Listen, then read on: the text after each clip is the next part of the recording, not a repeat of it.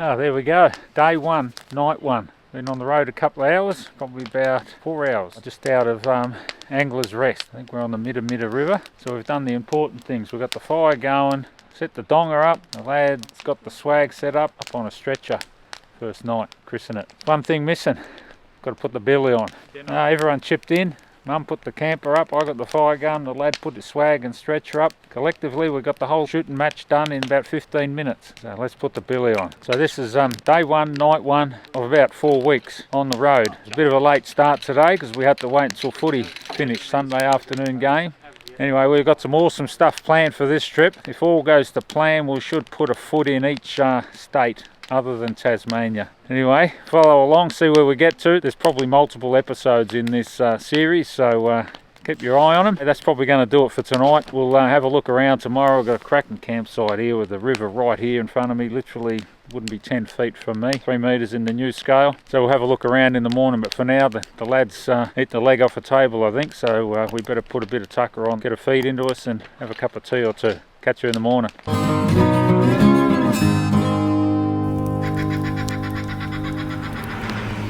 Morning. Cool morning it is too. Jack Frost made an appearance during the night. In fact, I think he might have made an appearance before we went to bed. That's alright because we were cosy warm. It's something special this trip, just installed it prior to heading away. Been a long time in the making. Changes everything. Turns us into all-weather campers rather than fair-weather campers. Our diesel heater. Last night was our trial run and we're pretty impressed, to say the least. Warmed up the donger before we went to bed and then we were able to sit up and read the book for a little while and then turned it on about half an hour before getting up this morning and just took the chill off the air nicely because it was a fair chill this morning. I think it says minus 2.5 over there a couple of minutes ago. It was a bit fresh.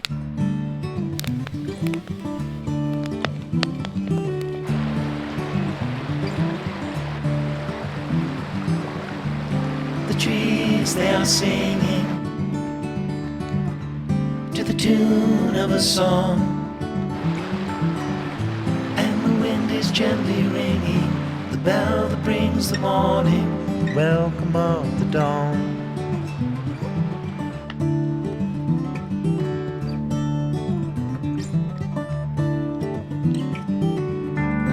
The voice of the robin,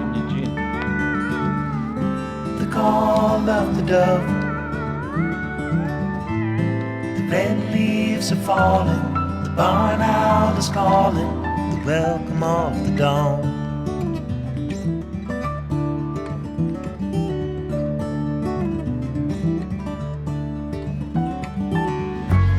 The dogs will be howling in the early morning light. All are happy to be out in the ending of the night, welcome of the dawn. The lad for the first time used the swag on the stretcher. Reckon it went alright, certainly making it easier to pack up by all accounts. Up off the ground, it's clean, doesn't have any condensation underneath the floor of the swag. So far so good, certainly easier to get in and out. It was a bit of a hit. I think Mum's up there packing up the donger and I'm just kicking back looking pretty. So this is a cracking little spot here. This is a campsite called CRB campsite. It's a national park campsite. I don't think this is the Midda River. It's a substantial creek though, but I think it flows into the Midda just downstream a little bit. Just up the road here, up the river away, is Angler's Rest and the Blue Duck Inn. We're not that far away from there. And there's a sequence of these campsites along the river. There's no one around, not surprised, it's bloody cold. We were aiming for another one just over the way that we've camped in a few times, Joker's Flat, but we opted to pull in here last night. The first one we saw, bugger it, let's pull up. Let's crack a spot, right on the bend in the river here. The water's not going over a set of rapids here like we've experienced over at Joker's Flat, so a little bit easier on the ear. Anyway, we're going to pack everything up. I'm not sure what time it is. It's already 9 o'clock.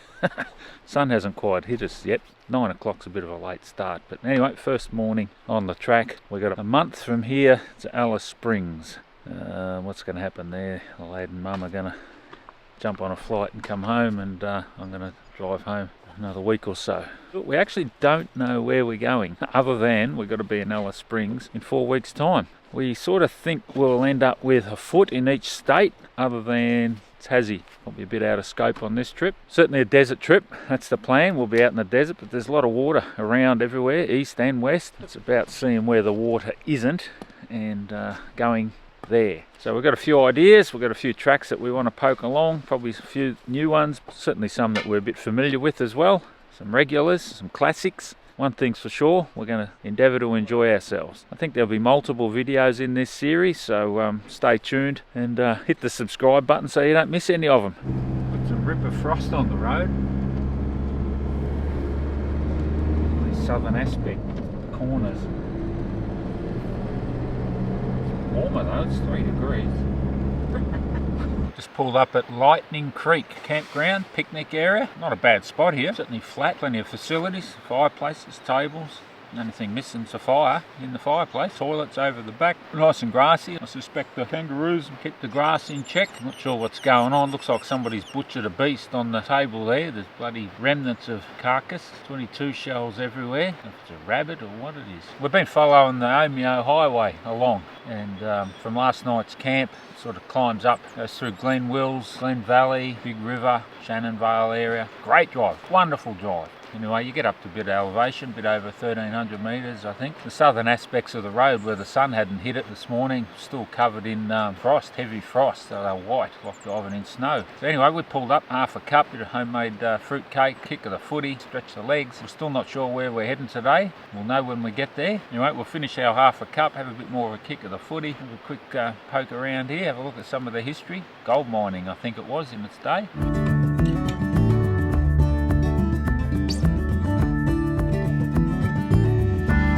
The nights are turning colder, soon the falling of the frost. We left camp this morning and we've just been poking along slowly over the hills, down through Midda. Now we've pulled up at the Hume Wall. Lad hasn't been here before, and Mum, it's been a long time since she was here, so we poked in here to have a bit of a look. I guess that's what this first leg of the trip's all about, is just poking into some of these places. It's actually easy just to sail on by and not stop. They're fascinating in their own right, and they're worth just spending a little bit of time poking in here. Yes, we're aiming for the desert, but let's go and have a look at some water on the way. Just over there, where I relaunched after traversing around the Hume Weir, the dam wall. I did me Murray River paddle there 3 or 4 years ago. There's the Hume Weir behind me, and I'm underneath it. There's a bit of a slog. Getting there, I don't know, a couple of K. Well, fortunately, most of it was downhill. Bit of a flashback.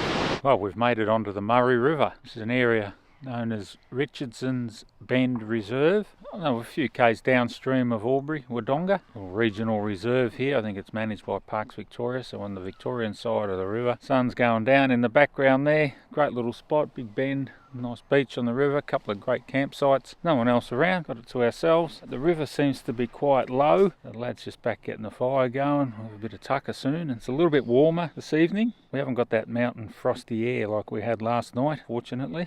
Soon the summer will be over. You feel the change is closer at the welcome of the dawn.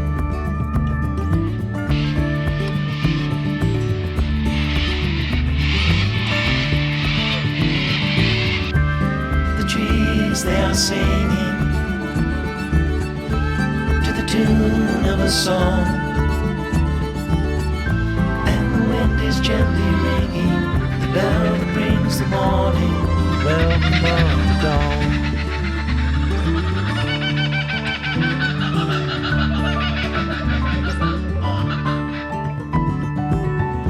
Though the warm days are over, they are not forever gone. Like the dust brings the night, the summer brings the fall. It won't be long till harvest comes. Morning breaks, the welcome of the dawn.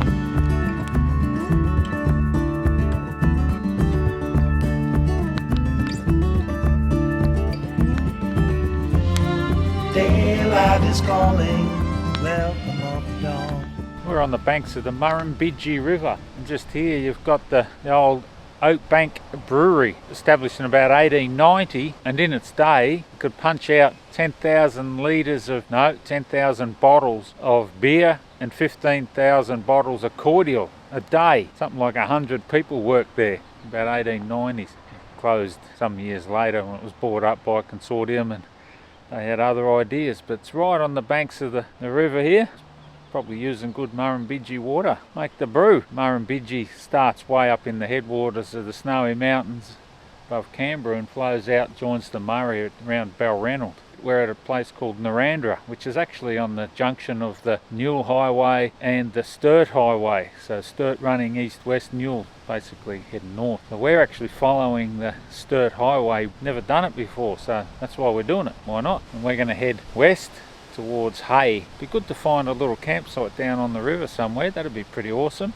We camped on the Murray last night, and it would be good to camp on the Murrumbidgee tonight if possible. It's got that feel about this country that it's been in drought.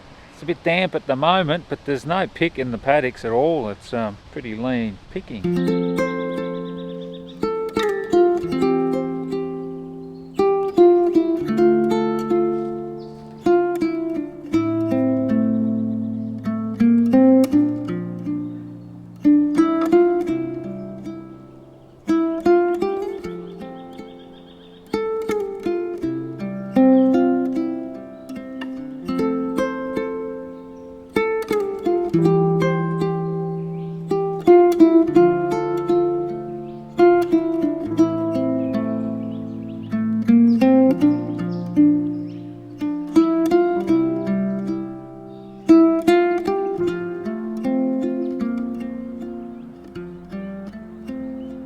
We just pulled up in Euston. We got a problem on the Murray. Time for a bit of lunch. But normally on a trip when we're heading north, Mildura's like day one, night one from home to Mildura. Big day. We're on day 4 now and we're still not at Mildura, halfway through day 4. Well, it's all about the journey, isn't it? Not the destination. So we've had an interesting drive, just poking along there, the Sturt Highway. Got no other reason to have done it, gone out of our way to do it. So that's what we've done. And each time I pull up on the river, having smoko or lunch or something like this, I sort of reflect on the trip I did a couple of years ago on my own, paddling down the river. I don't have 100% recollection of this spot, but Robin Vale, just around there, I stopped overnight and caught up with Big Brother and Big Brother in training. The river's looking good, plenty of water in it at the moment. Anyway, we're going to go and get half a cup, put the nose bag on and keep wandering.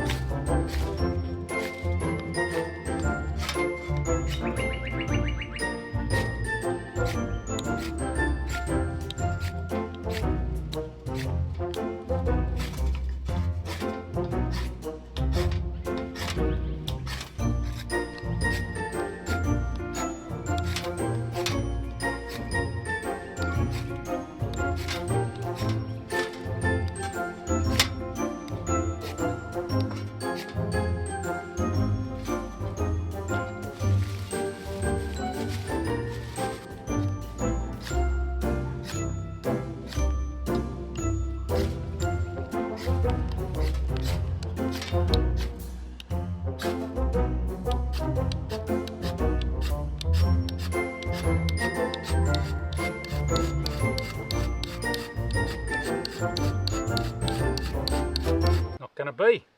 Just a bit much moisture in it, I think. Plan B.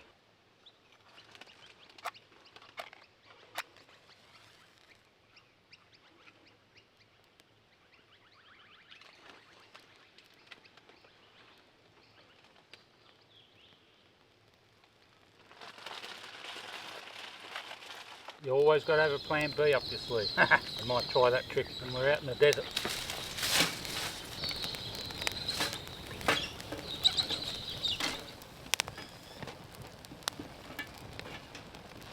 Got a combination of red gum and coulis bar around here, and pretty good wood, good smoke too.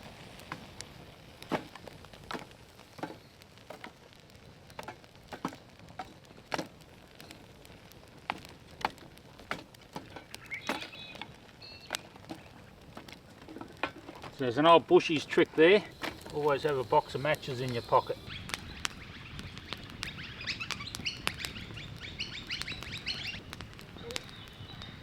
How good's this? The sun's just going down over there, just got the fire going. What is it? Just after 5 o'clock. Sun's going down there. So if we're lucky, it's going to come up through that gap there. Crack of a spot though.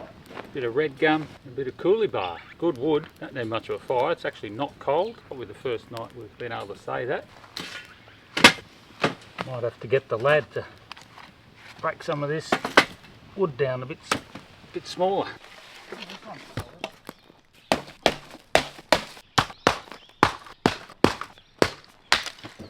So tonight's camp, we're on the Darling River. Big bend in the river just here, and there's a little campsite. We just pulled off the road. You probably hear a few cars going past. We're not even, we're 100 metres off the road if we're lucky, and about 5 o'clock, bit after 5. Sun's all but gone down over the back there. Got the fire going, bit of local wood. The lad's chilling out, chomping into some chips. Always hungry.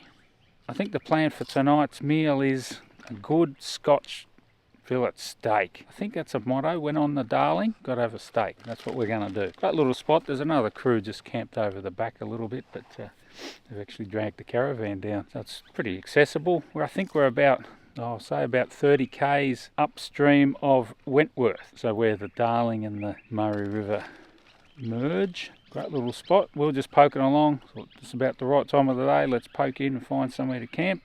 And that's exactly what we've done. It's a kite. Somewhere there. It's a kite.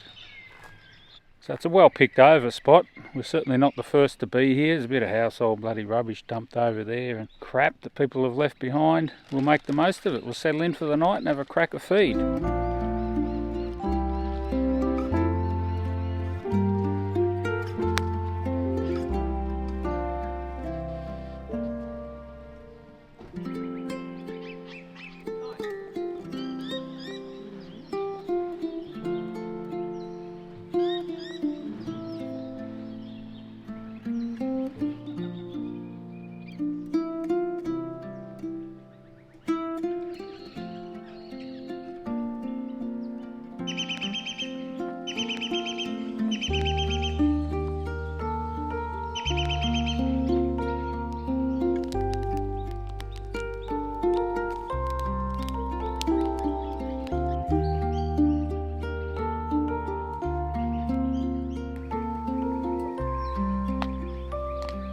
This is what you travel for.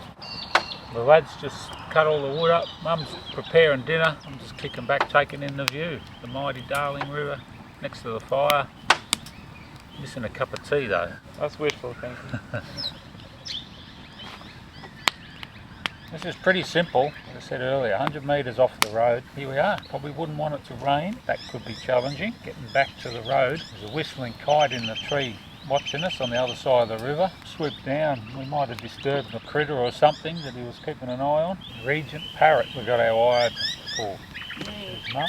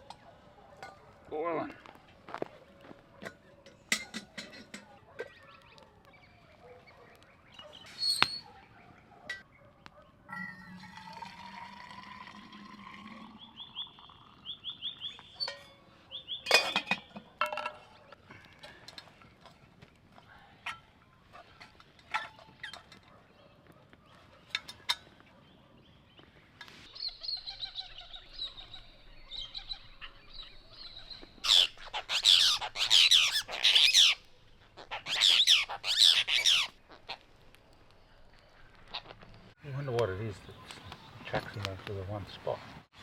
They're all there, then they all there. Here we go.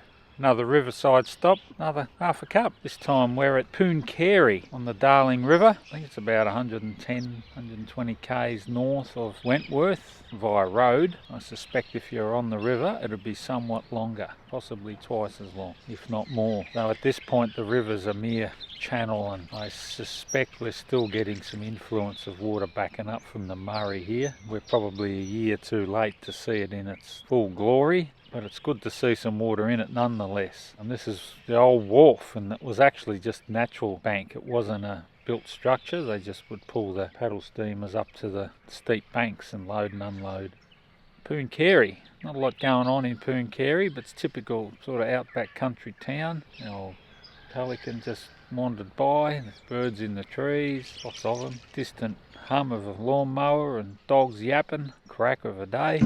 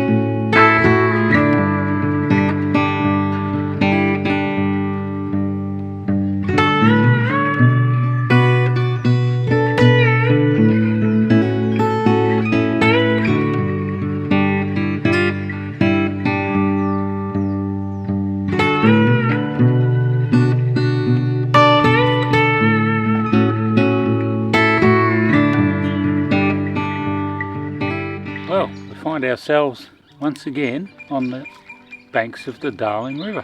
It is a long river, I guess. It's up to about 3,500 kilometres long. The fact that we've travelled along it all day and we're still on it, it's saying that we haven't travelled all that far.